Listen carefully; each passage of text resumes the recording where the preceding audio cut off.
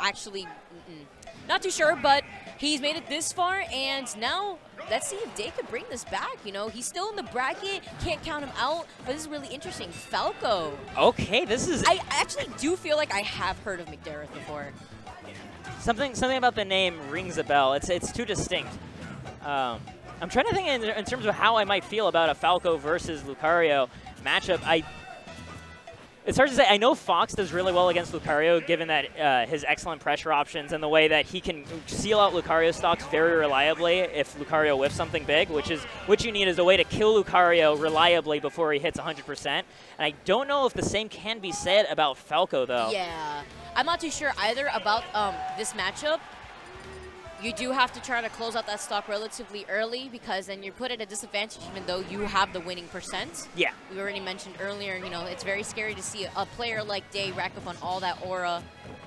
I already like right off the bat McDareth putting in jabs as his buffered input after getting hit, making Day respect his options, not try to do anything fancy like do a jab into like a reset or a grab or something like that. Yeah, absolutely. He just went for the grab into trying to mix up on his shield to see what Day would do. So a lot of times that's how you should start off a match. You should start off your match if you've never played this opponent. Yeah. Play slow. Play slow. You don't have to hit first all the time, you know? You could see what your opponent is doing first and then try to adapt around that so that way you're forcing them to adapt around you after who've adapted right if they're playing. Yeah. It's, you know, a constant mind game going back and forth, and sometimes not hitting first could really help you out with that. Yeah, exactly. It's the sort of thing where you go into it not so much thinking, okay, I need to win this first game, but more like I'm going to purposely try these different things in these situations and see how my opponent acts, how their composure holds together as the match goes on, and then when the rest of the set happens, I'm going to have my adaptations ready to go. But I'm really liking how McDareth is actually pressuring Day on this ledge right here, and he ends up getting the stock from all that ledge pressure, and when Day had made it back onto the stage, McDareth was like, absolutely not, I'm going to make you fall into this tech situation on the stage, re-grab you, and send you back off the stage. Mm-hmm. And taking that stock, too, with Falco's back air, it's an amazing move, actually. Comes out frame 4 and has fantastic killing power. I think, if anything, that's going to be the crucial move for Falco in this matchup, being able to kill Lucario on whiff after jumping around him. Right now, McDareth being pretty patient, finding his way back on stage, trying to just keep the stock going for as long as possible. Oh, man, that jab whiffing just after the power shield on the back air. I really like this patience that I'm seeing from McDareth. He's not really overcommitting for too much, and he's able to capitalize off of any button that Day has been pressing as of recent, strictly because of it. Yeah. He's relying on the fact that even though Falco might not have fast mobility, his actual attack frame data is rather fast.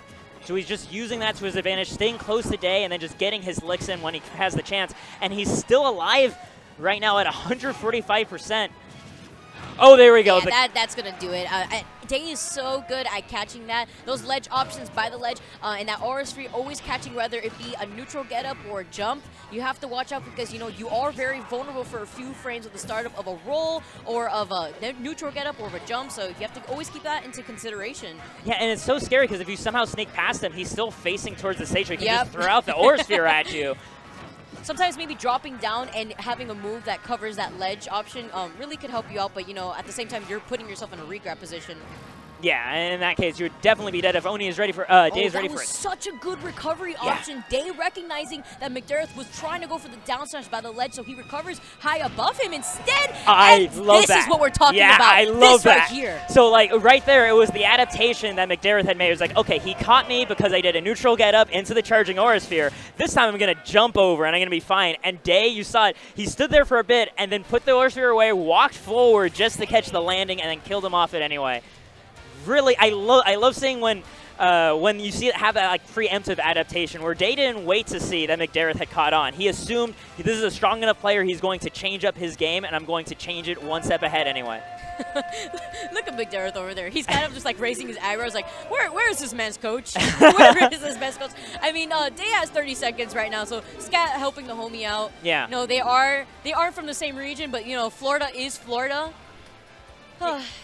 I mean, as you go to nationals, the scope of who's your region grows and grows, right? Like at international terms, like Evo and stuff, it becomes just all West Coast together. We don't separate between NorCal and SoCal. It's like, let's go California. Absolutely. I love that sportsmanship though. Yeah. I love it because yeah, you have your in-region battles and you have the cliques and all right, like this is my boy, this is from my region. But when you go to a national level tournament, Florida is family, and we all reunite at that very moment. Yeah. Because especially in a tournament like CEO, where the tournament is held in Florida, oh. Yeah. Oh, I mean, it's been mentioned numerous times, especially by me, but you can hear it in the crowd, in the absolute passion that they have for their Florida players. I knew all the upsets had happened as they were happening because I could hear the crowd yelling the players' names as it was happening.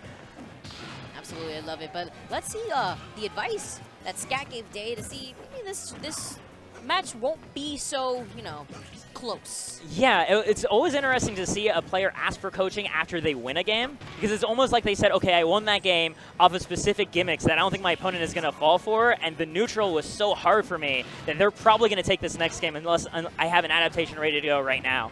Absolutely. I really liked from that last game how the Aura Sphere caught him as like an anti-air. You brought that up, and that was so scary, especially with the aura that Day had racked up. So that's something McDareth is going to have to look out for in the rest of this match. Keep into consideration that his landings can be caught by Aura Sphere, and Day will be there to try to catch it.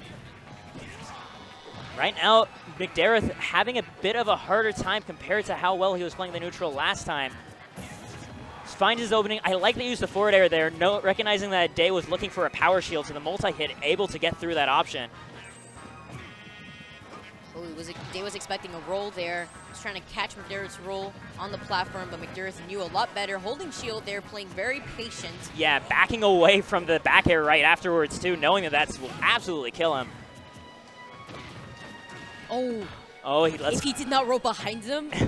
Yeah, no, he would be dead. The force palm covering so many options, being simultaneously a command grab and a projectile. Doesn't find it once again. Day with a really slick angle going over the ledge and refusing to be two-framed. Once again, Dareth makes it back on stage with the straightforward throw. Actually going to take it. Wow. That was a slap. He grabbed him and just slapped him off stage, and he just blew up. Like you've had enough on this stock. We both know it. Come on, let's move on to the next one. Well, unfortunately, whiffing that back air, leaving him in a pretty bad position. Day seems like he's gotten the power up from Scat. I do not know what Scat told him to do. He was like, oh, that up air. With all that percent, he was able to capitalize off of the aura and land that. He blew up. Yeah. He blew up as if he was like past 100%. What on earth? But that man was not past 100%. I was